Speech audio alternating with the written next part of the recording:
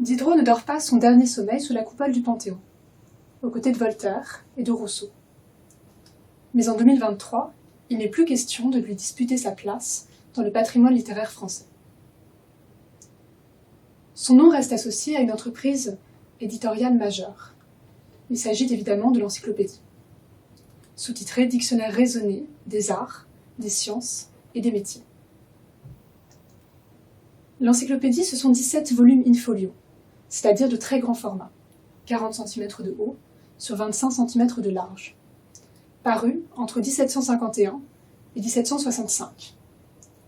S'y ajouteront 11 volumes de planches, illustrés, parus entre 1762 et 1772.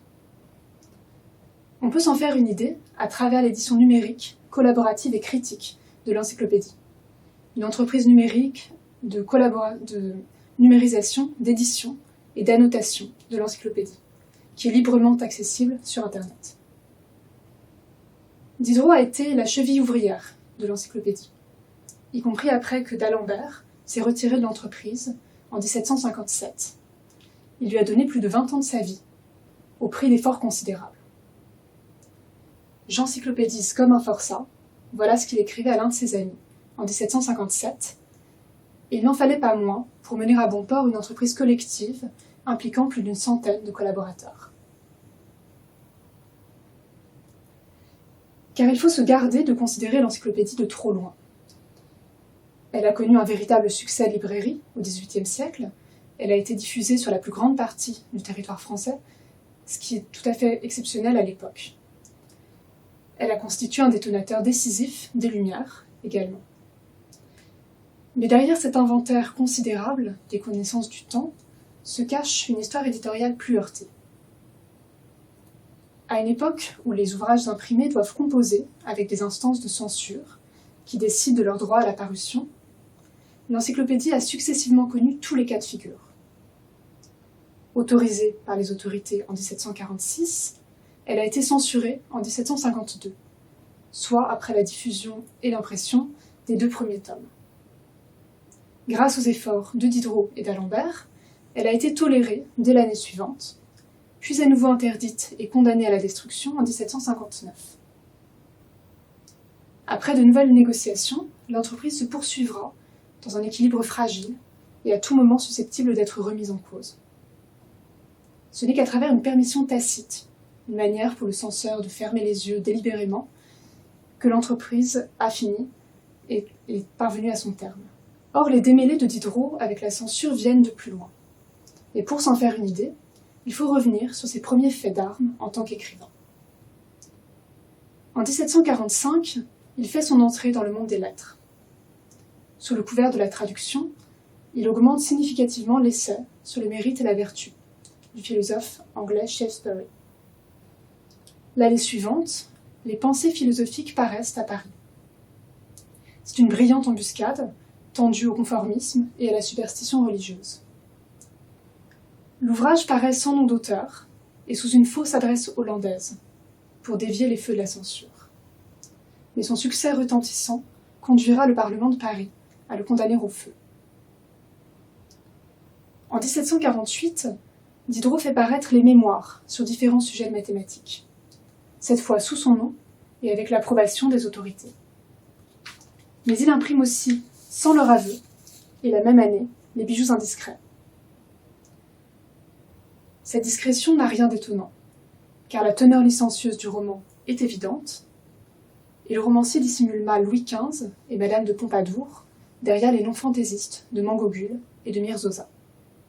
L'édition des bijoux est donc clandestine, sans nom d'auteur, d'éditeur, ni lieu d'impression. Et comme pour nombre de romans libertins d'époque, la page de titre porte une adresse éditoriale fantaisiste. Omonomotapa, c'est la capitale fictive du Congo de pacotille où Diderot situe son roman. L'année suivante, Diderot porte un peu plus loin son entreprise matérialiste. La lettre sur les aveugles, à l'usage de ceux qui voient, indispose les milieux dévots de la cour et achève de convaincre la censure d'inquiéter l'auteur pour ses impiétés répétées. Un mois après la parution de l'ouvrage, le domicile de Diderot est perquisitionné. On y saisit le manuscrit d'un texte intitulé « La promenade du sceptique ». Dans la foulée, Diderot est emprisonné au donjon de Vincennes. Sa fiche d'arrestation le décrit de la sorte. C'est un jeune homme qui fait le bel esprit et se fait trophée d'impiété, très dangereux, parlant des saints mystères avec mépris. Au bout de 3 semaines d'incarcération, Diderot cède. Il avoue les pensées, les bijoux et la lettre sur les aveugles pour des intempérances d'esprit qui lui sont échappées. Ce sont ses propres termes. Il jure même au lieutenant général de ne plus rien écrire à l'avenir sans l'avoir soumis à son jugement. Malgré ses aveux et son repentir, la détention de Diderot durera 3 mois au total. Et elle ne sera levée que grâce aux suppliques des libraires de l'encyclopédie qui se montrent alarmés de la mise à l'ombre de son principal instigateur. Les frais engagés étaient déjà considérables et Diderot n'a sans doute dû sa libération qu'à des intérêts financiers. Le rapport de Diderot à la publication ne sera plus jamais le même après Vincennes. Il passera la 30aine d'années qui lui reste à vivre à chercher une voie de passage entre 2 périls. D'une part, la compromission politique, mais de l'autre, une franche exposition de soi. La première est évidemment inadmissible pour le penseur des Lumières, mais la seconde est terrifiante pour celui qui n'a pas fait profession de martyr de la vérité. Or Diderot n'est pas homme à écrire dans le secret de sa chambre. Ouvrons la religieuse, on y lit cette phrase. Quand on parle, c'est toujours à quelqu'un.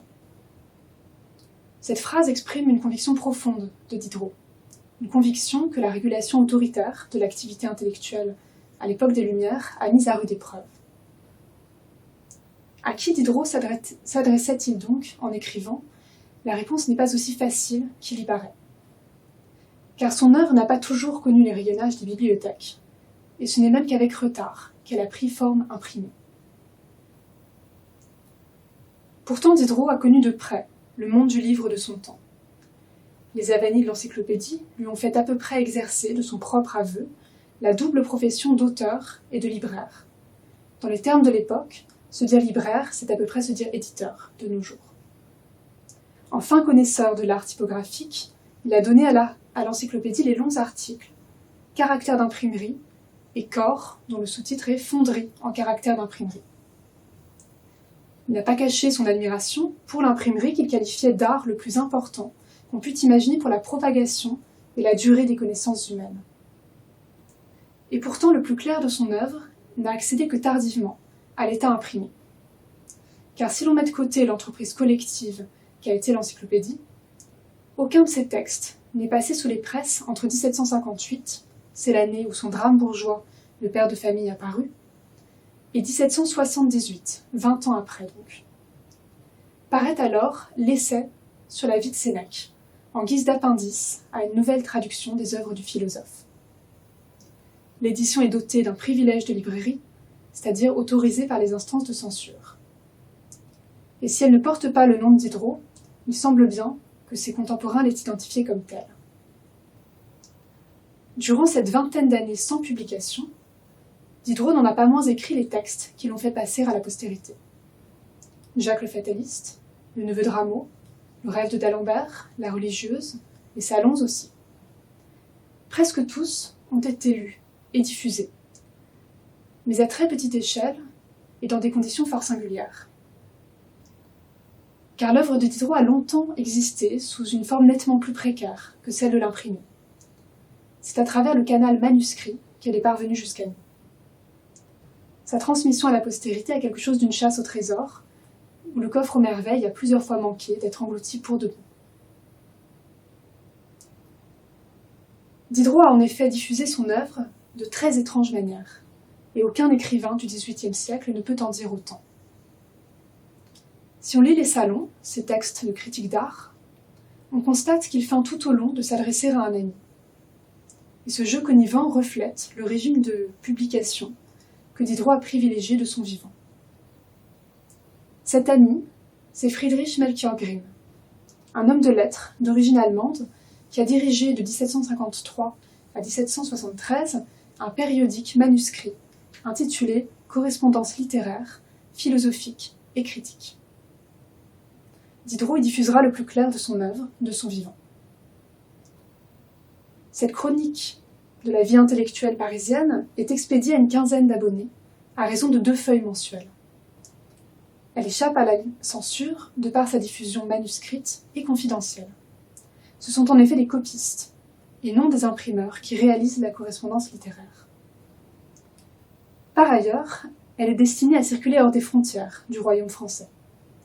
Les abonnés sont des souverains éclairés et des princes philosophes, on compte parmi eux Catherine II de Russie. Aucun d'eux, en tout cas, ne réside en France. À travers la correspondance, Grimm offre à Diderot un formidable espace de création.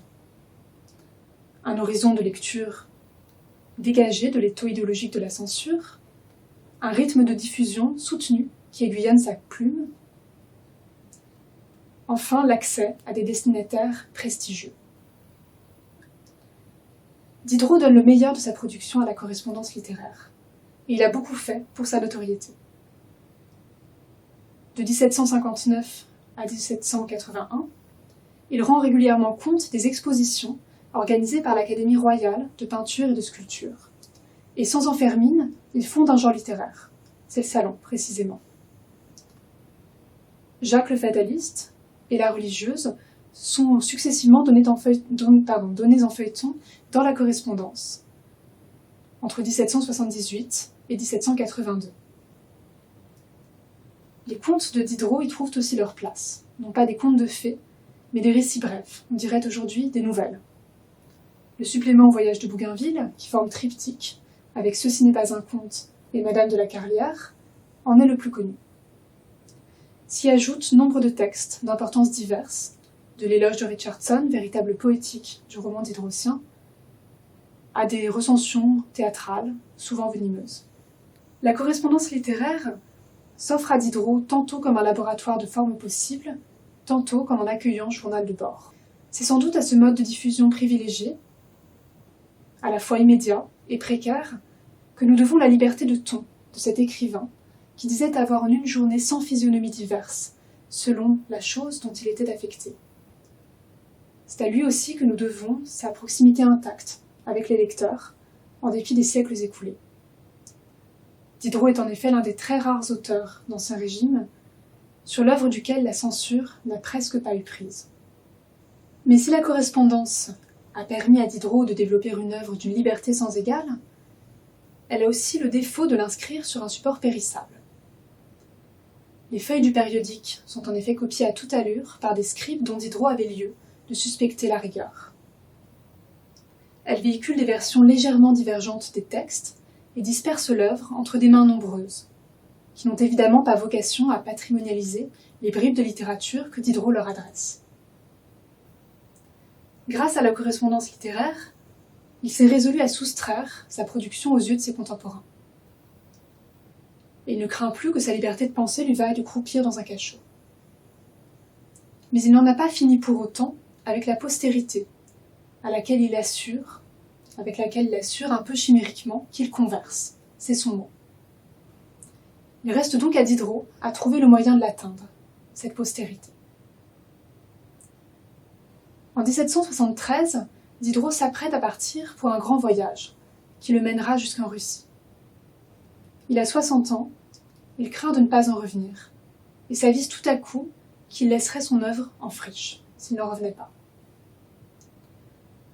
Il confie alors ses papiers à Jacques-André Naigeon, son disciple et son ami. Placée entre des mains sûres, l'œuvre n'est encore qu'un amas de manuscrits mal classés et très incomplets, auquel Diderot espère donner un plus ferme contour s'il revenait vivant de cette expédition au bout du monde. Il l'écrit à l'un de ses amis, le docteur Clerc. « Je ne mourrai pas sans avoir imprimé sur la terre quelques traces que le temps n'effacera pas. J'y mettrai les 15 dernières années de ma vie. Mais à votre avis, qu'ai-je à faire de mieux ? Rien de plus sûr que le support imprimé, pour pérenniser l'œuvre, évidemment. Mais imprimer des textes aussi brûlants que La religieuse ou Le rêve de d'Alembert, sans parler d'un neveu de Rameau qui égratigne plus d'un contemporain, c'est peine perdue, dans la France monarchique des années 1770. Diderot ne souhaite pas reprendre ses quartiers à Vincennes, on s'en doute. C'est pourquoi il prend langue avec Marc-Michel Rey, un imprimeur domicilié à Amsterdam. Il lui écrit en 1777 : « Certainement, je vous porterai moi-même l'édition complète des ouvrages que j'ai publiés, et d'un plus grand nombre qui se sont entassés successivement dans mes portefeuilles. » C'est à Rey que Rousseau avait confié entre autres le Contrat social et la Nouvelle Héloïse, et c'est sans doute la qualité de telles éditions qui décide Diderot de s'adresser à lui. Les négociations n'aboutiront pas sans que la très mince correspondance que nous avons conservée entre Diderot et Rey nous permette d'en connaître les raisons exactes. Mais l'idée a fait son chemin. Diderot n'est plus prêt, comme il le disait ironiquement en 1774, à laisser à quelque bonne âme le soin de rassembler ses guenilles quand il serait mort. Au contraire, il entend bien administrer de son vivant les modalités de sa postérité. Quelques années plus tard, Diderot engage une entreprise de copie manuscrite de ses textes. Durant les dernières années de sa vie, c'est une petite armée de copistes qui travaillera sous sa férule à fixer la physionomie de l'œuvre et aboutira à la constitution de 2 fonds manuscrits. L'un destiné à la fille de Diderot, Angélique de Vandel, l'autre à Catherine II de Russie, l'impératrice à laquelle le philosophe doit de n'avoir pas toujours tiré le diable par la queue. Le canal manuscrit n'en continue pas moins d'offrir à Diderot un espace plastique et modulable. Car contrairement au livre imprimé, il maintient le texte dans un état non définitif et toujours susceptible d'être amendé d'un trait de plume. En procédant de la sorte, Diderot n'a pas constitué des œuvres complètes sous forme manuscrite. Il a au contraire organisé son œuvre en un chantier dynamique, auquel son décès seul a porté un coup d'arrêt, et qui s'offre encore à nous comme un labyrinthe fascinant. Certains textes n'existent qu'en un seul exemplaire, dans l'un des 2 fonds. C'est par exemple le cas d'un bref récit dialogué, intitulé Mystification. Inversement, le fonds dit Vandel, celui de la fille de Diderot, et le fonds dit de Leningrad, celui de l'impératrice de Russie, comprennent souvent des versions divergentes ou successives d'un même texte. Il en va ainsi de l'entretien d'un père avec ses enfants et du supplément au voyage de Bougainville, qui sont chacun représentés dans les 2 fonds, mais à 2 étapes bien distinctes de leur processus de genèse. Chaque fois, c'est le fond russe, le meilleur peut-on dire, qui recueille la version la plus tardive des textes. Parfois aussi, les manuscrits d'une même œuvre divergent au sein d'un même fonds. Le fonds Vandel comprend ainsi 3 versions, 3 manuscrits de la religieuse qui sont chaque fois différents. Diderot n'a pas craint de faire cohabiter ces manuscrits raturés avec la mise au net du roman par un copiste.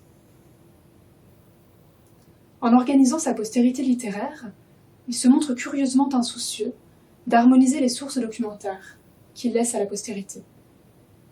On dirait même qu'il s'amuse à orchestrer des conflits d'autorité entre les différents manuscrits et configure une œuvre qui continuera de bouger à titre posthume. En parcourant l'héritage manuscrit de Diderot, on se prend à avoir le vertige. C'est une œuvre à monter qui nous est donnée. Un univers littéraire en pièces détachées, auquel les éditeurs peuvent à leur gré, ou presque, donner des contours variés. Livrant son œuvre à la postérité de la manière la moins directive qui soit, Diderot donne une leçon à ses lecteurs de liberté philologique.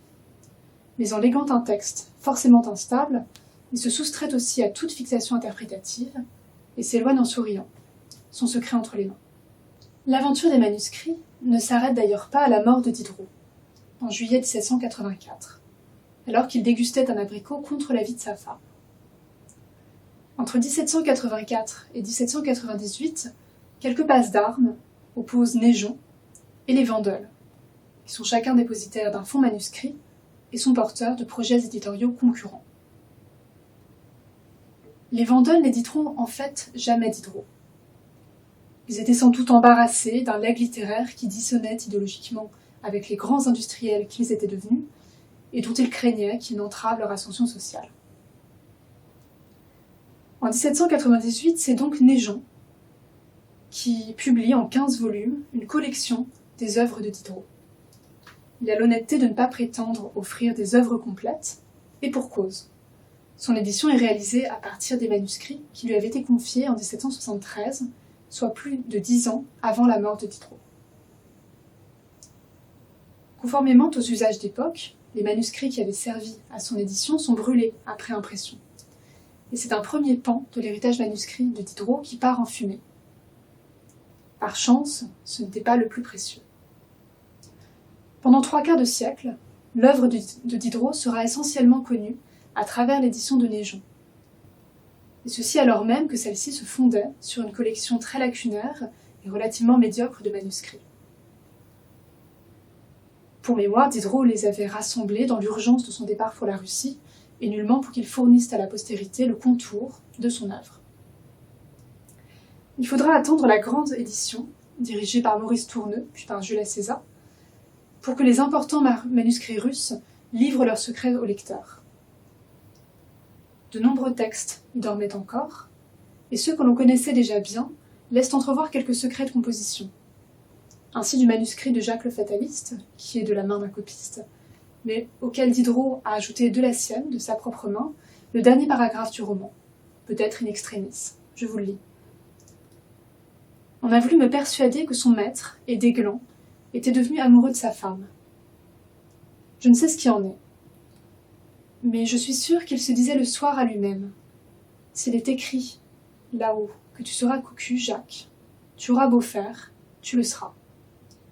S'il est écrit au contraire que tu ne le seras pas, ils auront beau faire, tu ne le seras pas. Dors donc, mon ami. Et qu'il s'endormait. Le plus beau reste encore à venir, car à la différence de Jacques le Fataliste ou de la religieuse, le neveu de Rameau n'avait pas été diffusé dans la correspondance littéraire.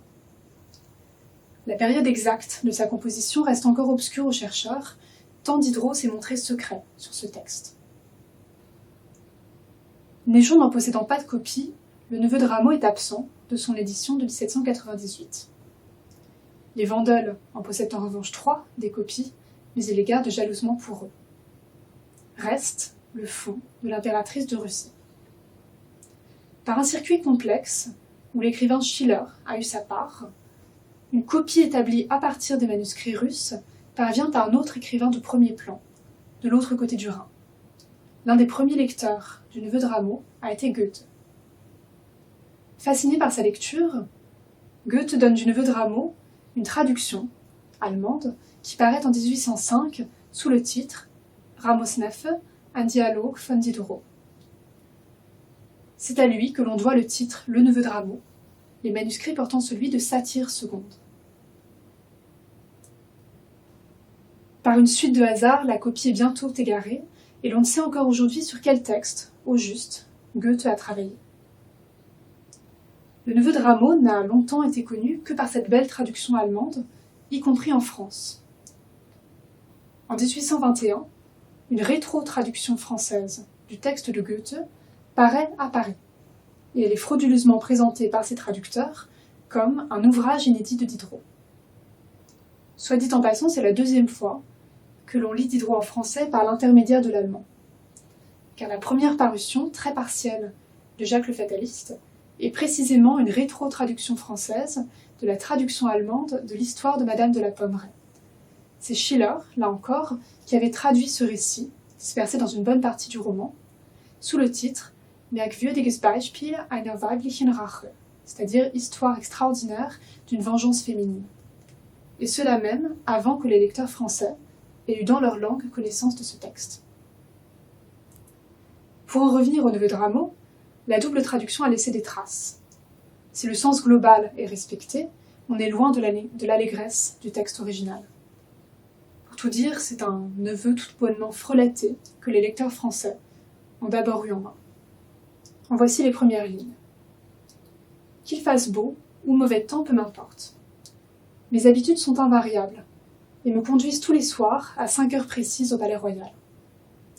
S'il fait beau temps, j'entre dans le jardin, je me promène, je m'assieds, et l'on est sûr de m'y voir sur le banc d'Argenson, le plus souvent seul, toujours pensif, jamais ennuyé.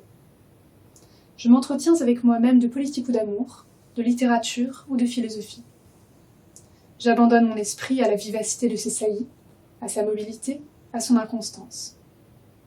Il s'occupe de la première idée qui s'offre à lui, qu'elle soit raisonnable ou extravagante, tandis que sous mes yeux, dans l'allée du café de Foix, nos jeunes libertins suivent des objets qu'ils croient plus amusants. Je les vois talonner une courtisane qui, d'un air gai et sans pudeur, le visage enflammé, l'œil vif, le nez retroussé, se promènent au milieu de leur foule bruyante. Ils quittent celle-là pour une autre, les agacent toutes deux, puis les plantent là, toutes deux. Mon esprit en fait autant, court après une idée, la quitte pour une autre l'instant d'après. Chacun son plaisir. Mes idées sont mes catins. C'est le neveu 2 fois filtré par la traduction. Le texte original est en fait celui-ci, plus bref de moitié et tellement plus vivant. Qu'il fasse beau, qu'il fasse laid, c'est mon habitude d'aller, sur les 5 heures du soir, me promener au Palais Royal. C'est moi qu'on voit toujours seul, rêvant sur le banc d'Argenson. Je m'entretiens avec moi-même de politique, d'amour, de goût ou de philosophie. J'abandonne mon esprit à tout son libertinage. Je le laisse maître de suivre la première idée sage ou folle qui se présente, comme on voit, dans l'allée de Foix, nos jeunes dissolus marcher sur les pas d'une courtisane, à l'air éventé, au visage riant, à l'œil vif, au nez retroussé. Quitter celle-ci pour une autre, les attaquant toutes et ne s'attachant à aucune. Mes pensées, ce sont mes catins. Mais les lecteurs de 1821 n'ont pas encore accès à ce texte-là. L'imposture de la rétro-traduction française de la traduction de Goethe convainc les Wendel de sortir de leur silence. En 1823, une édition de l'un des manuscrits Wendel paraît. Elle est expurgée des passages les plus licencieux et antidatée de 1821, comme pour prendre de vitesse l'édition précédente. On s'approche cette fois du vrai neveu de Rameau, mais il reste encore du chemin à faire. Tout au long du siècle, d'autres copies refont surface, sans avoir l'autorité suffisante pour discréditer l'édition de 1823. Mais en 1891, coup de théâtre. Georges Monval, le bibliothécaire de la Comédie Française, retrouve le manuscrit autographe, c'est-à-dire de la main de Diderot, parmi une liasse de manuscrits théâtraux sans valeur du XVIIIe siècle, chez un bouquiniste du quai Voltaire à Paris. Pour la première fois, et après bien des aventures, le neveu de Rameau parvient non filtré au lecteur français. La fin du XIXe siècle est aussi marquée par la grande édition à César Tourneux, du nom de ses 2 éditeurs successifs. C'est la première à avoir été établie à partir des manuscrits russes. Il semble alors que l'œuvre de Diderot ait quitté pour de bon son univers de manuscrits éparpillés de par le monde et s'apprête à entamer une existence éditoriale plus paisible. Pour la première fois, on peut intituler une édition de Diderot « Œuvre complète de Diderot, revue sur les éditions originales, comprenant ce qui a été publié à diverses époques, et les manuscrits inédits conservés à la bibliothèque de l'Ermitage. » Et ce n'était pas mentir aux lecteurs que de leur annoncer un Diderot enfin certifié et presque intégral. Au cours du XXe siècle, certains manuscrits ressurgissent, de ci de là, sans modifier significativement la physionomie de l'œuvre. C'est le cas du manuscrit autographe du Salon de 1767, qui a été longtemps retenu dans une collection privée, loin des yeux des chercheurs, et sera finalement acquis par la Bibliothèque nationale de France en 1968. Mais il restait surtout un dernier trésor diderotien à désenfouir. Il s'agit du fonds Wendel, celui que Diderot avait destiné à sa fille unique, dont la lignée s'éteint peu avant la Première Guerre mondiale et auquel personne ne prête encore ensuite plus garde. Il faut attendre 1949 et l'obstination d'un Allemand émigré aux États-Unis, Herbert Dickmann, pour qu'il refasse surface dans un vieux château normand. Il était grand temps que les chercheurs se rappellent l'existence de ces manuscrits. Le fonds Wendel était déjà dans un état de dégradation avancé, Et il faut savoir gré à Dickmann d'avoir organisé sa restauration outre-Manche avant d'œuvrer pour sa restitution à la Bibliothèque nationale de France, où il est encore aujourd'hui conservé. Le fonds Wandel contenait des merveilles insoupçonnées. À côté de centaines de lettres manuscrites à Sophie Volant, à côté également du manuscrit autographe du Rêve de d'Alembert, on y trouve un manuscrit de travail de la religieuse, de la main, cette fois encore, de Diderot. C'est un document rarissime, exceptionnel, à une époque où les brouillons d'écrivains n'étaient pas davantage conservés que les manuscrits d'imprimeurs, comme on l'a vu pour les manuscrits de Jacques-André Naigeon brûlés après impression. Ce manuscrit permet à Diderot de prendre rang parmi les très rares écrivains d'Ancien Régime à nous avoir laissé quelques traces de leur travail en cours. Et encore, ce sont généralement des mises au net, et non pas des brouillons, des manuscrits de travail qui nous ont été conservés. À ce titre, Diderot côtoie Saint-Simon, Casanova, Sade, tous écrivains qui n'ont été imprimés que tardivement ou à titre posthume. Il côtoie aussi son meilleur ennemi, Rousseau, qui a pressenti la fétichisation des manuscrits littéraires que nous connaissons aujourd'hui. La numérisation du manuscrit autographe de la religieuse est disponible sur Gallica, comme d'ailleurs le plus clair du fonds Wandel. Les griffonnages de Diderot sont malaisés à déchiffrer, l'encre est souvent délavée, les feuillets sont rongés d'humidité. Mais il reste instructif et émouvant de regarder ces manuscrits. Car derrière ces pages en piteux état, c'est aussi le visage secret des écrits de Diderot qui se révèle à nous. Celui d'une œuvre qui a bien failli, ne jamais exister qu'en manuscrit.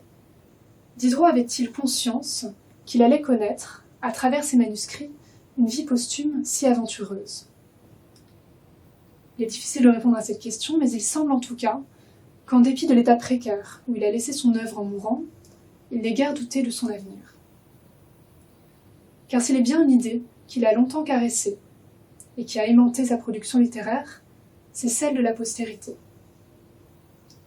Ne touchant qu'un cercle restreint de lecteurs de son vivant, Diderot s'est très tôt convaincu que c'est à ceux qui ne sont pas encore que l'artiste adresse toujours la parole. Ce sont ses propres termes.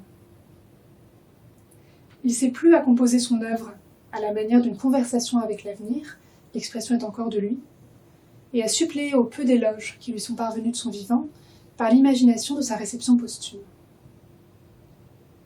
Quand il parle de ses lecteurs à venir, on dirait presque qu'il invente des personnages de romans. Je le cite. « La considération présente dont je peux jouir est une quantité connue et donnée, qu'il n'est presque pas en mon pouvoir d'agrandir et d'étendre. Quelque carrière que je veuille donner à mon imagination orgueilleuse. Mais je fais du témoignage de l'avenir tout ce qu'il me plaît. Je multiplie, j'accrois, et je fortifie les voix futures à ma discrétion. Je leur prête l'éloge qui me convient le plus. Elles disent ce qui me touche principalement, ce qui flatte le plus agréablement mon esprit et mon cœur. Et je suis cet écho d'âge en âge, depuis l'instant de mon illusion, jusque dans les temps les plus éloignés. Il y a quelque chose d'enfantin dans la manière dont Diderot rêve à sa postérité.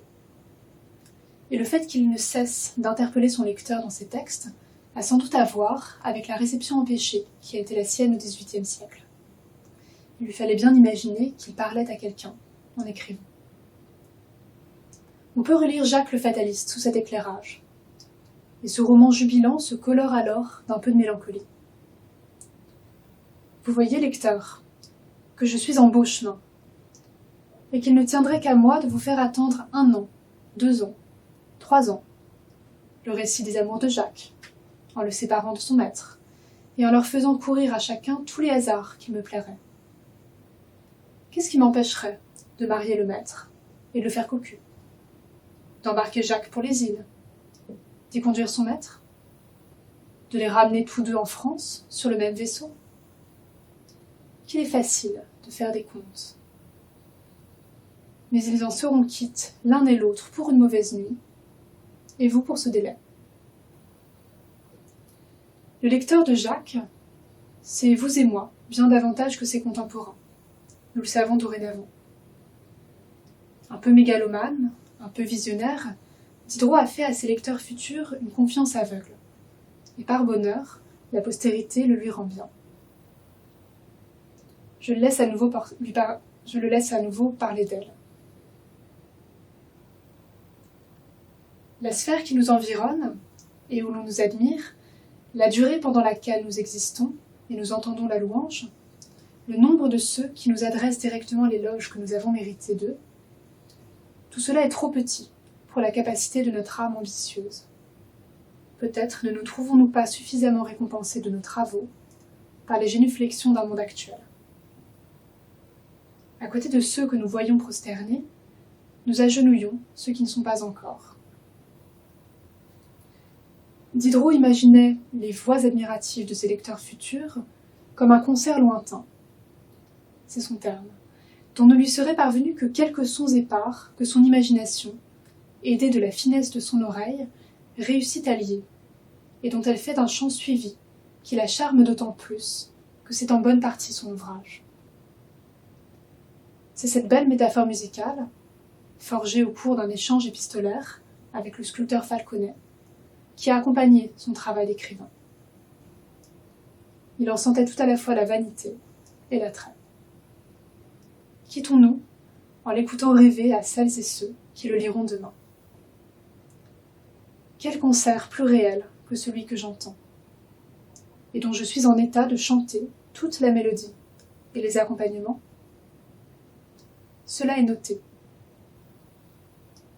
Quand ce ne serait que la douceur d'un beau rêve, et n'est-ce rien que la douceur d'un rêve? Et n'est-ce rien qu'un rêve doux, qui dure autant que ma vie, et qui me tient dans l'ivresse?